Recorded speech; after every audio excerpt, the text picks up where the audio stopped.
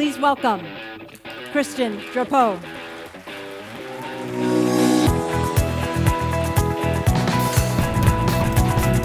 Thank you. Thank you so much. Thank you. It is such a pleasure to be in Malaysia. I've not come to Malaysia many times in the past. It's actually almost my second home. So to be able to do this reveal of Revita Blue in Malaysia is just beyond belief. So this is really, really great. You may not know, or maybe some of you know, the amount of work and dedication that went behind not only the development of Revita Blue, but to bring it here in Malaysia first. So you have an absolutely awesome team here with your Jeunesse Global in Malaysia. So really a good hand for them.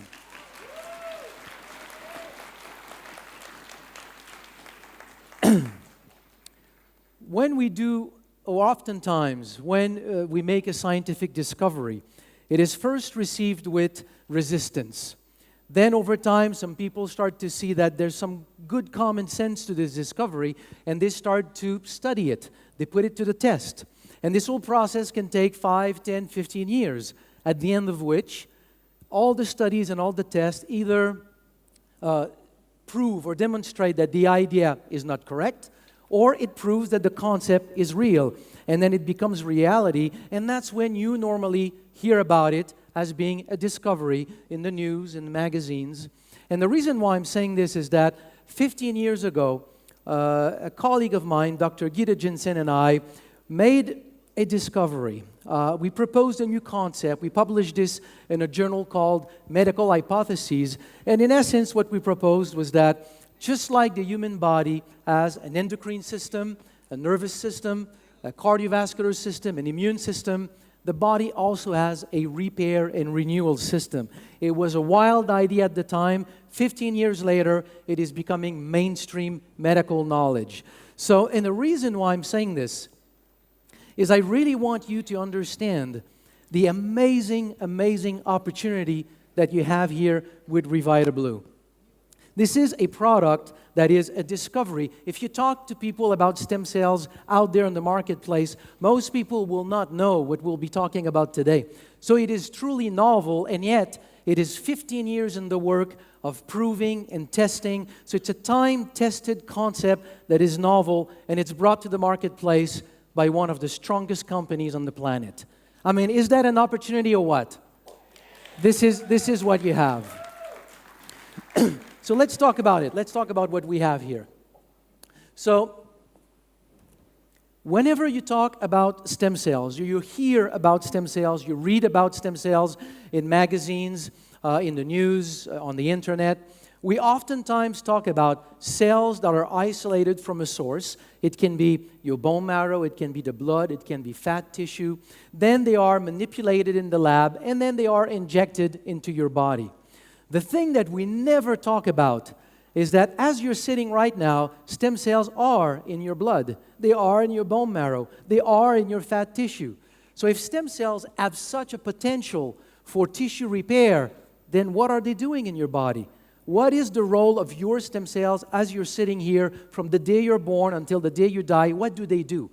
And when we understand what stem cells are doing in the body, it literally changes the way that we see health and wellness. And that's what I want to show you today. So here's what stem cells are doing in the body. What I'm going to show here, I'm backing it up with a few studies that I've selected to show this whole concept. But understand, there are hundreds, if not thousands of studies behind this concept. So anytime there is an injury or a problem into a tissue, or an organ. And a lot of these studies were done with heart attack, with stroke, bone fractures. I'm not telling you here that with Revita Blue, we're going to deal with stroke or heart attack or broken bones. That's not the point. I'm kind of describing what you can find in the scientific literature. Here's what's happening. The day that you have an injury, within 5, 6, 7, 8 hours, there are compounds that are being released by the affected tissue. Compounds like granulocyte colony stimulating factor. Don't learn this word. It's not in the test at the end of the day. It's just for you to understand these compounds have been identified. They reach the bone marrow, and then they trigger the release of stem cells from the bone marrow. within 2-3 days after the injury, the number of stem cells start to increase in the bloodstream and will reach anywhere between 3 to 10 times the baseline level of stem cells. Now, when stem cells circulate everywhere in your body, they don't know where to go. They don't know which is the tissue that is in need of repair. So oftentimes, that's why after a few days after a heart attack, people start to hear voices. It's the stem cells saying, "Where do I go?" No, it's not true. Just wanting to make sure you were listening. So stem cells circulate everywhere. They don't know where to go. So their way to find what is the affected tissue that is in need of repair is that after a few days, the affected tissue will start to release another compound locally in the area where the tissue is affected. So when stem cells circulate everywhere in the body, when they go into the fine capillaries of the affected tissue, that compound is secreted locally, it touches, it connects with the stem cells, and then it triggers the whole process of migration of the stem cells out of the blood into the tissue. When stem cells start to migrate out of the blood into the tissue, in the tissue they will start to crawl literally to the site of the injury, and when they get into contact with cellular debris of that tissue, they will start to proliferate and transform into cells of that tissue. Isn't that beautiful? Yes. This is your natural repair and renewal system. From the day you are born, when something needs to be handled in your body, stem cells do it. So in this whole process, we have the release of stem cells from the bone marrow, we have the circulation of stem cells, migration, proliferation, and differentiation. These are the obvious steps that stem cells must go through in your body to accomplish what we just talked about. But of all of these, the one that has been the most studied is the release of stem cells from the bone marrow. For no other reason that in medical science, you can only study things for which you have a tool. You can only study planets when you got a telescope. And you can only study bacteria when you've got a microscope. So we have molecules known to trigger the release of stem cells from the bone marrow, and the consequence of this is that you've got more stem cells in circulation. So let's look at the scientific literature. What do we know about the link between how many stem cells you have in your blood and the ability of the body to be healthy? Now, I'm going to use here a number of studies that you can find in the medical and scientific literature. What I want to make clear before I go into this is that in medical science, we never study health. If you take a healthy person and you give that person white rice for 1 year, and after 1 year that person is still healthy, you cannot say white rice is good for health because that person is still healthy. You cannot study health. It's difficult. So oftentimes we study disease. You take a problem and you see if something can improve the problem. So these are the studies that we need to look at to understand the role of stem cells in the body. My aim here is not to show you or suggest that Revita Blue will have an effect on diseases. That's not the point.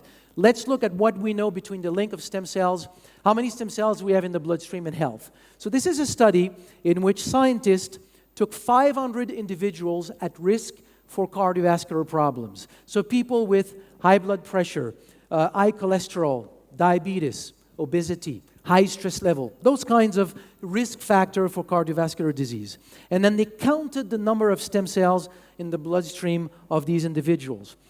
Just like we can count red blood cells and the number of red blood cells that we have, we know that we have a healthy range. If you're below the healthy range, we will say you are anemic. In the same way, we have a certain number of stem cells. The only difference is that to this day, there's no healthy range for stem cells that has been established. We just have different levels of stem cells. So they counted the number of stem cells in the blood of these people, and then for 1 year, they observed the occurrence of any kind of heart problem. Heart attack, angina, arrhythmia, whatever the problem.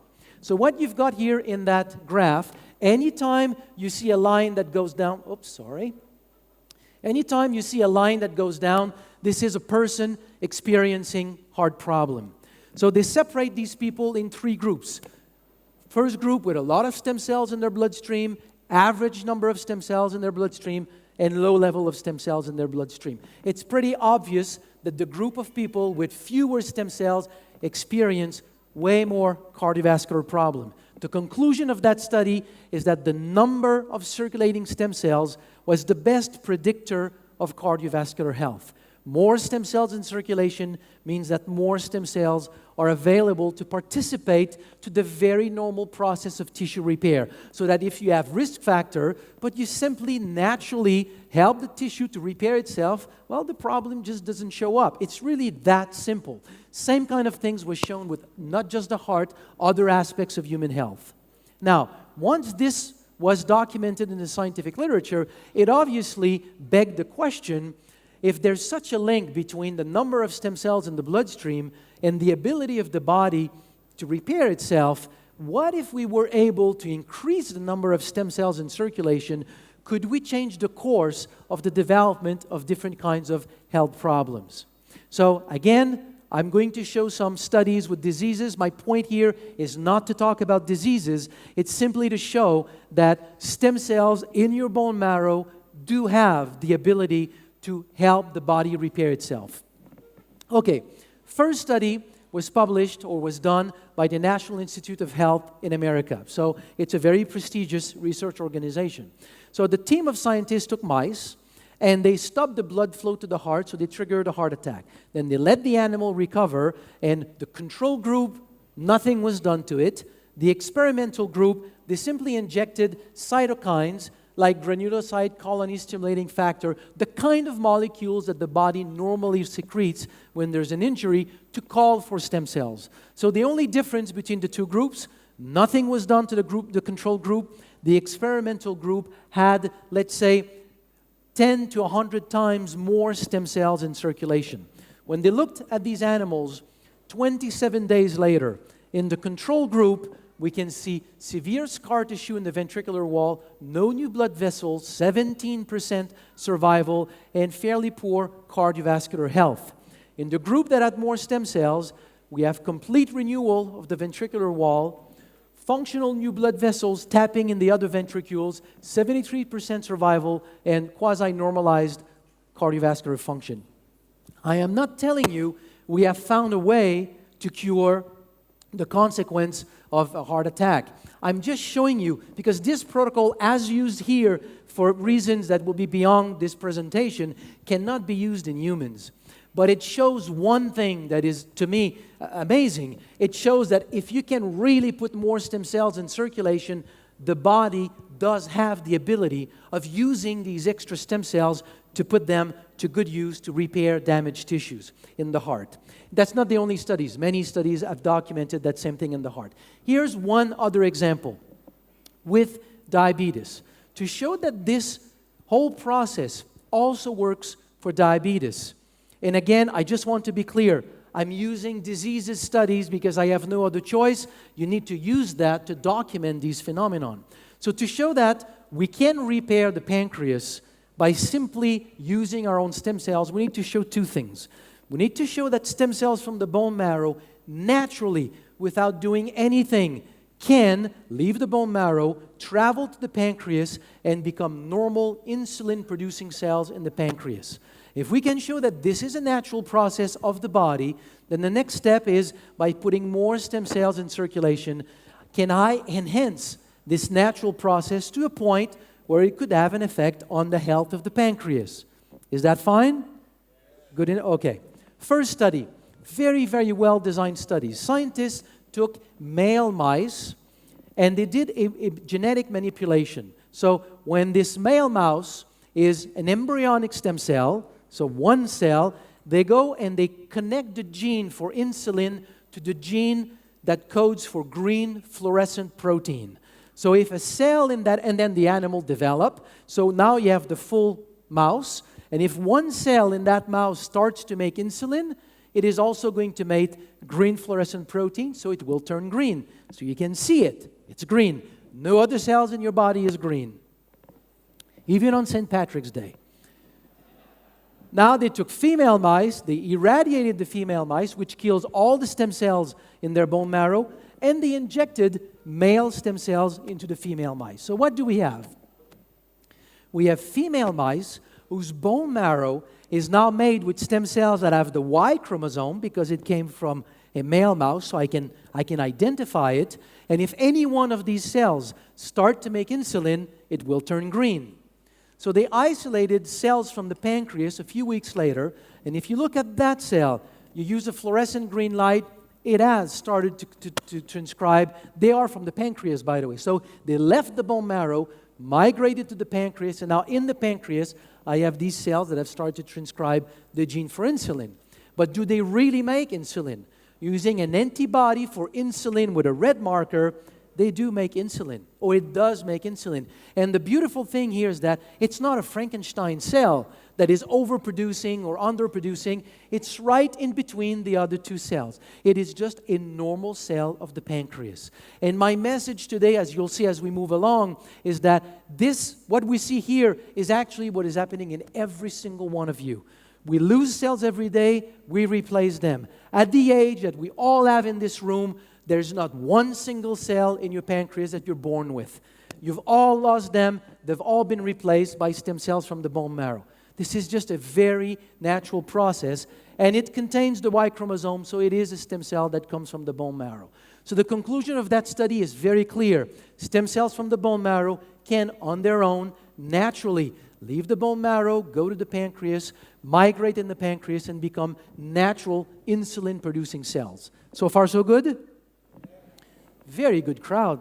They told me Jeunesse people are smart, but I didn't realize it was that smart. Good hand for you. Okay, next study. If I increase the number of stem cells in circulation, can I really change the function of the pancreas? So this is an islet of Langerhans. It is the unit in the pancreas that is making insulin.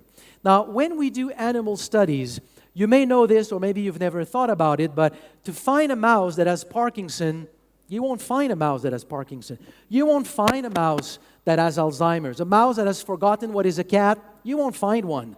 You won't find a mouse with multiple sclerosis. You won't find a mouse with diabetes.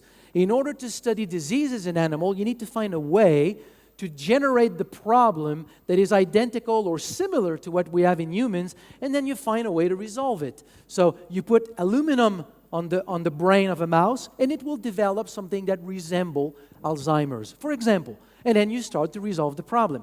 With diabetes, there's a toxin, a bacterial toxin called streptozotocin. When you inject that toxin in a mouse, within 24 to 48 hours, those islets of Langerhans look like this. These animals now are fully diabetic. They cannot make insulin. So now, next study, or next group, they took a group of rats in which they injected streptozotocin, but also did endogenous stem cell mobilization. They released the animal's own stem cells. And you can see that you got a partial reconstitution of these islets of Langerhans, but it was enough to produce enough insulin. These animals have been normalized. The same study was done in humans. 14 individuals recently diagnosed for insulin-dependent diabetes. They did 2 rounds of release of their own stem cells. Of those 14, 13 were independent from insulin between 3 to 36 months. And at the end of 36 months, they stopped the study. Many of them were still fine. I am not telling you we've discovered a treatment for diabetes. That's not the point. The point is when I say that stem cells from the bone marrow, from your bone marrow, from your blood, really has the potential to help repair your body, that's the data that is behind that very, very simple claim. Good? Okay. Okay. Now, when we talk about health in the whole wide world of health and wellness, it's not necessarily expressed that way, but if you think about it, we normally, traditionally see health as something where at, let's say, 20, 25 years old, you reach peak health, and from then on, it's kind of a slow decline. You know, you reach 30, 35, and then little aches and pains are starting to show up. And then, so it's like, if I make an analogy, it's like you're born with a bank account, with a set amount of money in your bank account, and we tell you spend it wisely, but there's a point where you start to lack money. But stem cell research has revealed that that is not what health is doing in the body. Health is actually a balance between 2 phenomena. Every day of our lives, we lose cells. Every day of our lives, we replace them. between now and next month, or between now and last month, nothing has changed in your health. It looks like everything has been stable. But during that month, you have lost a lot of cells and you have replaced them. There's a dynamic process that is taking place in your body every day. If I take the analogy of the bank account, it's not that you're born with a set amount of money. It's that all your life, you need to have enough money to match up your expenses. If you have an income that matches your expenses, you're balanced, you're fine. The problem is if one day you start to lose more cells than you can replace or renew your tissue, then you start to lose ground, and then problems start to show up. And if you can increase the ability to renew tissue, then you can help the body slowly help to be healthier, to function more normally. So if I make the analogy here of the bank account, it would be like telling you, when you go bankrupt, is it because you've lost your money? Intuitively, you might say, yeah, it's because I've lost my money. But most of the time, it's because you've lost your income. It's the income that is the problem. And the issue with that curve here is that as we age, the problem is that the balance shifts. As you reach 25, 30 years old, slowly the red marrow in your bone marrow shift to yellow marrow, and you make fewer and fewer stem cells. The number of stem cells that you have in your bloodstream goes down as you age, so that balance is lost. So slowly you express more and more problems. So with all of this curve, the question is, what if we could, as we age, bring back that balance? Then you basically allow the body to just age much more healthily. You can tap into the natural ability of the body to remain healthy during the entire life of an individual. You won't become immortal. You're not going to live for 120 years. But whatever years that you just have a greater quality of life. And that's the whole idea behind this. There's another interesting conclusion to draw from this. And I'll get a little bit more philosophical here, but how do we define in our modern society health? If you think about it, we define health as the absence of disease. And it's ridiculous. If you go and see your doctor and you say, I don't feel very well, and he does a bunch of tests, and at the end, he cannot put a label on you, a diagnosis, then he's going to say, no, you're fine. You'll say, but I'm not fine. I don't feel well. No, you're fine. How many of us live our life and we don't sleep like we used to? Our memory is not as good as it used to. There's a little bit more pain in the morning. The air color has shifted a little bit toward the lighter part. We don't have the same health that we used to have, and we get used to it. We think that this is normal aging. We think that not being able to do everything that we want to do is just normal. What all of this information is telling us is that no, your body has the ability to really reach its optimal health. All you have to do is support this natural aspect of the body and put more stem cells in circulation. If all of this is true, there is one way to look at it, and this is an article that I published about 5 years ago, in which, as we were talking about all this process, to prove that this is true, statistically, we can ask this question. If there is such a link between the number of stem cells in circulation and the ability of staying healthy, it means that people who have stayed healthy statistically should have more stem cells in their bloodstream, and people who have lost their health should have fewer stem cells. And now today, there's about 50 studies or so in the scientific literature that have looked at that.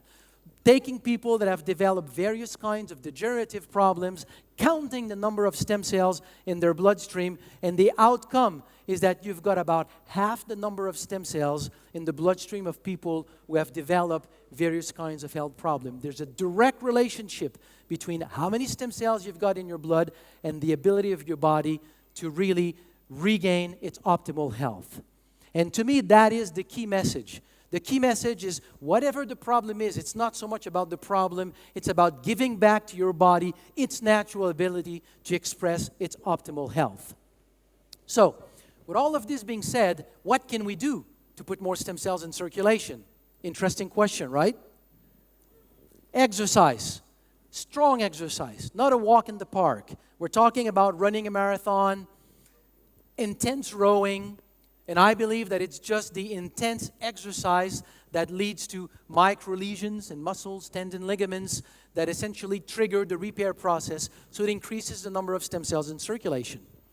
Sleep, deep sleep. when you are in deep REM sleep, you secrete melatonin that supports the migration and proliferation of stem cells in the brain. Anti-inflammatory food, inflammation in your or reserve. Systemic inflammation in your body creates noise that reduces the ability of stem cells to be able to identify which tissue in your body is in need of repair. Fasting. We've all heard about how fasting is good for health, but we've never really scientifically understood why.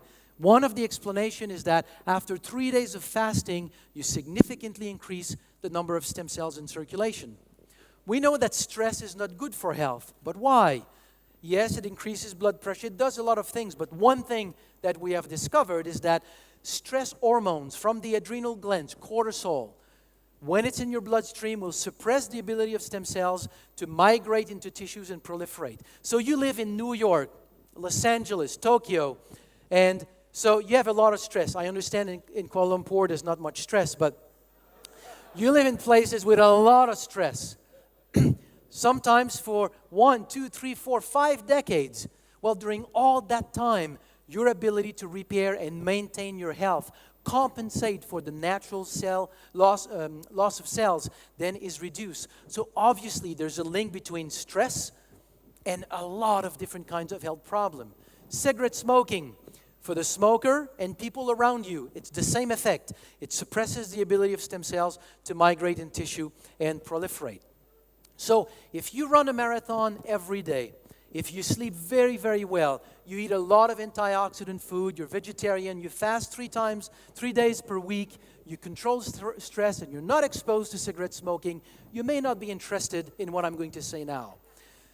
But if you don't do all these things, then in the past 15 years, my main focus of research was to study plants that have been documented to support the natural release of stem cells from the bone marrow. The first one is a blue-green algae called Aphanisomnon flos aqua. Within 1 hour of consumption, we can see an increase of about 30% in the number of circulating stem cells. So all this adventure, all my studies and my research on stem cells started with the discovery of how this plant was working in the body.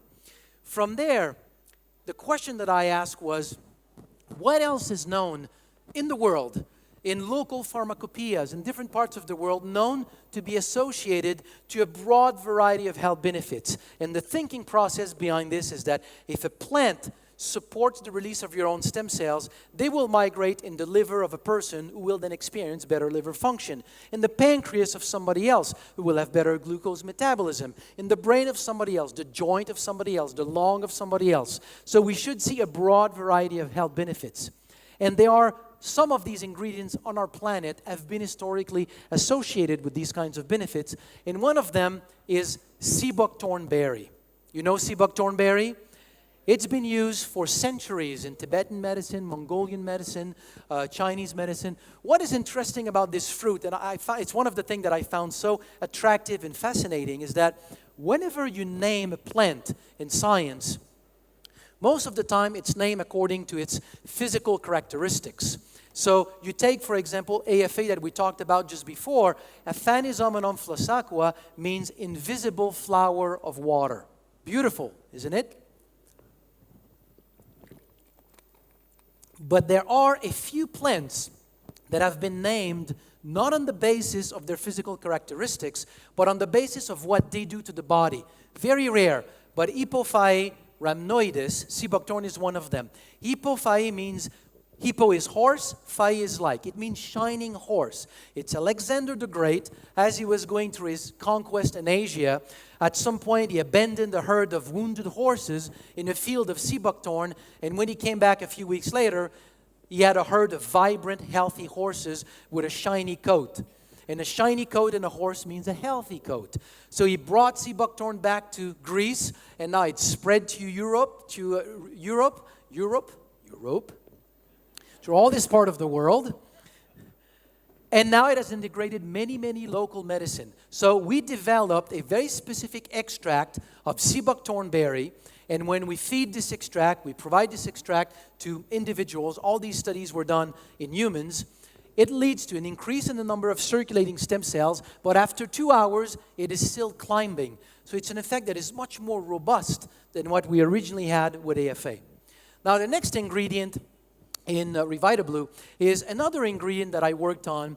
It's a specific species, unique species of aloe coming from Madagascar. The problem with this type of aloe is that the supply is very small and not sufficient to satisfy a company like Jeunesse. We count on you to bring this product to all the 140 countries, if not more, and to talk to everybody in there. I see Jeunesse with this product double within the next few years. Would that be nice? So, so we won't have enough of that aloe to satisfy that. So as we tested, or as I tested, various types of aloe, we find one other type of aloe that had the same effect. It's a specific extract of aloe, and when we give that to individuals, we see likewise an increase in the number of circulating stem cells that last over time. Now, over the 15 years of study, there's one thing that I have observed is that releasing stem cells is great, but it's not, you don't get the best just by releasing stem cells. If you can support their migration into tissues, then you get even better results. So you make them leave the bone marrow and you facilitate the process of migration into tissues. So one ingredient that does that is beta-glucan. So about half an hour after consumption of beta-glucan, you see a drop in the number of circulating stem cells because we enhance the ability of stem cells to listen to the tissues that are affected. So by better listening to these tissues, when the stem cells circulate in the fine capillaries, it's called to the tissue and it migrates more easily. So these are the four key ingredients that we have in Revita Blue. So you will see with all of these the nice synergy. So we are getting now into clinical trials to study specifically the synergy. But you've got 4 ingredients, 3 that stimulates the release or support the release of stem cells from the bone marrow through various mechanisms of action, and 1 that supports their migration into tissue. So to show you a little bit more about these ingredients, here's a short video.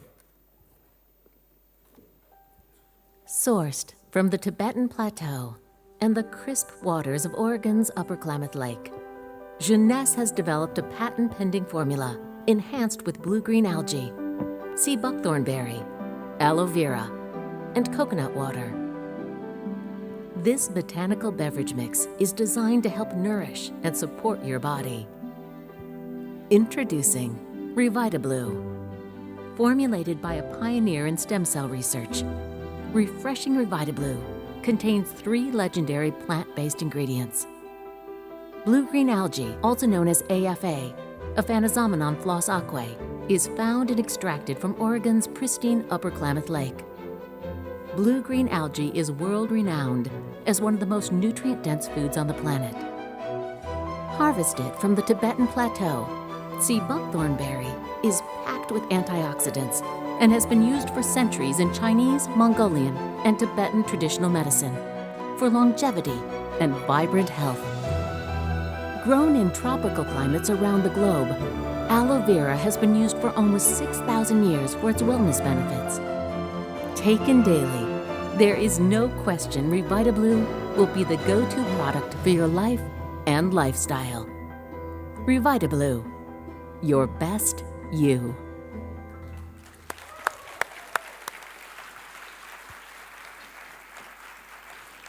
I love this slogan because once you understand really everything that we've talked about with stem cells and that you've got a product that supports this natural process in the body, that's exactly what Revita Blue does, your best you.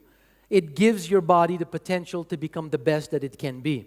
So the claims with the product are very simple. It supports this natural repair process in the body, renewal system.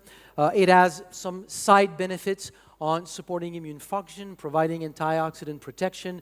It supports a general sense of well-being once your body is better able to maintain itself.